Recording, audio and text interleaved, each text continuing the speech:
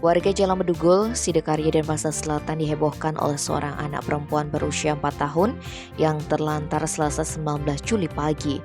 Mirisnya, kondisi balita bernama Naya itu penuh luka dan mengalami patah tulang kaki. Informasi yang dihimpun koran Bali Express terungkap, Naya pertama kali ditemukan warga bernama Nyoman Bagie di depan kios Masas, Jalan Bedugul sekitar pukul 7:15 WITA. Hal ini kemudian disampaikan ke Berbekal Desa Sidokarya Iwayan Mandreyase. Menurut Wayan Mandreyase, saat ditemukan, Naya meringis kesakitan. Diduga anak itu sudah semalaman di tempat tersebut sampai kencing di celana. Gadis malang itu kemudian dibawa ke rumah Berbekal di Jalan Sidokarya nomor 91, lalu dibersihkan dan diberikan pakaian ganti oleh istri Mandreyase. Namun mereka terkejut karena tubuh gadis ini banyak luka lecet, memar atau lebam, benjol di kepala, bahkan terus mengeluh sakit di pinggul serta kakinya. Ketika ditanya mengenai orang tuanya, Naya mengaku sang ayah bernama Teddy dan ibu bernama Novi.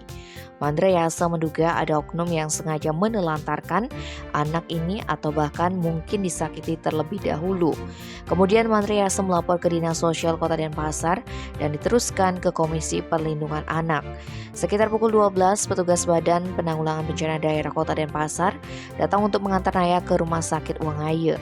Saat diperiksa oleh petugas medis, Naya dinyatakan mengalami patah kaki kanan. Kini masalah tersebut tengah ditangani Dinas Sosial.